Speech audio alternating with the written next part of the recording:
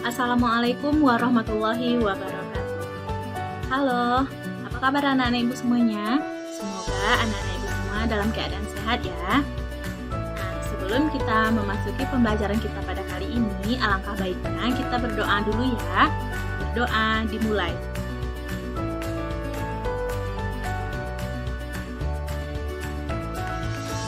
Berdoa selesai. Nah, pada kesempatan kali ini kita akan belajar tentang legenda. Nah, sebelumnya, apakah anak-anak ibu pernah mendengar apa itu legenda? Nah, legenda itu adalah cerita rakyat yang sudah turun-temurun tentang perilaku manusia yang ceritanya itu dikatakan oleh orang-orang terdahulu pernah terjadi di zamannya. Nah, legenda itu contohnya banyak sekali ya. Di daerah kita sendiri di Sumatera Barat itu ada legenda tentang Batu Malin Kundang, tentang Siti Nurbaya, dan legenda-legenda yang lainnya. Nah, tentu saja anak ibu sudah tidak asing lagi ya dengan legenda Malin Kundang. Nah, pada kesempatan kali ini kita akan membahas tentang salah satu legenda yang ada di daerah kita di Sumatera Barat, tepatnya pada daerah Limaukaum, yaitunya legenda Batu Batikam. Nah, ibu mempunyai sebuah media, yaitunya kita beri nama media ini, yaitu dengan media Big Book Legenda. Nah, di dalam Big Book Legenda ini terdapat cerita-cerita tentang terjadinya Batu Batikam tersebut. Nah, ibu akan membacakan tentang legenda Batu Batikam ini kepada anak-anak ibu.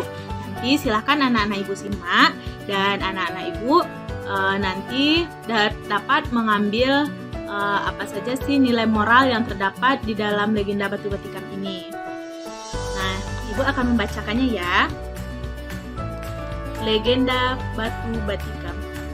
Menurut cerita, kemunculan Batu Batikam bermula dari adanya selisih paham dalam menentukan sistem pemerintahan antara dua orang kakak beradik yang bernama Datuk Parpatiah Nan Sabatang dan Datuk Katumangguangan.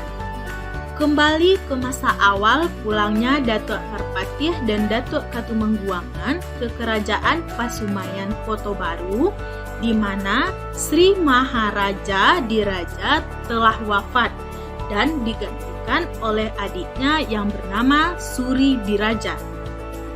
Dan bersama Kati Bilang Pandai, ayah Datuk Parpatiah, memindahkan pusat pemerintahan ke kerajaan ke daerah Pariangan. Sekembalinya kedua pangeran ini di abad kedua Masehi, dan demi mengembangkan kerajaan mereka masing-masing, mereka mendirikan kerajaan baru. Datuk Katumangguangan mendirikan kerajaan Bungo Satangkai di Sungai Tarap, sedangkan Datuk Parpatiah Nan Sabatang mendirikan nagari Limaukaum, 2 balai koto dan 9 koto di dalam, serta mendirikan kerajaan Dusun Tuo. Semasa kerajaan Dusun Tuo dan Bungo Satangkai diadakan perubahan Undang-Undang Simumbang Jatuh yang dirubah dengan Undang-Undang Silamo-Lamo. Intinya adalah bahwa sesuatu keputusan yang akan diambil diperhitungkan terlebih dahulu masa-masa melarat dan memanfaatkannya. Yang melaksanakan Undang-Undang Silamo-Lamo adalah Kerajaan Dusun Tuo di bawah pimpinan Datuk Parpatiah Nan Sabatang. Sedangkan Kerajaan Bungo Setangkai di bawah pimpinan Datuk Katumangguangan tetap bertahan dengan Undang-Undang Simumbang Jatuh. Akhirnya, kedua tokoh ini terjadi perselisihan tentang aturan undang-undang ini sempat meruncing, dan setelah diketengahi oleh Cati Bilang Pandai, maka kedua datuk kemudian berkumpul dan bermufakat. Perselisihan ini akhirnya diadakan perdamaian dan ikrar bersama ditandai dengan Batu Batikam. di mana kedua datuk ini saling menancapkan keris mereka pada sebongkah batu, dan batu itu tertembus tanpa menghancurkan batu tersebut. Dari situ kita bisa melihat ketinggian ilmu dari kedua datuk tersebut. Nah, isi dari perdamaian bahwa undang-undang Sila-Molamo ini berlaku bagi seluruh rakyat Minangkabau, dan adat Bodi Caniago serta Koto Kuyang sama-sama berlaku bagi seluruh masyarakat Minangkabau. Nah, sekian cerita mengenai legenda dinamakan Batu Batikap itu. Nah, begitulah ceritanya. Nah, dari cerita tersebut, apakah anak-anak ibu tahu apa saja nilai moral yang terdapat dalam cerita itu?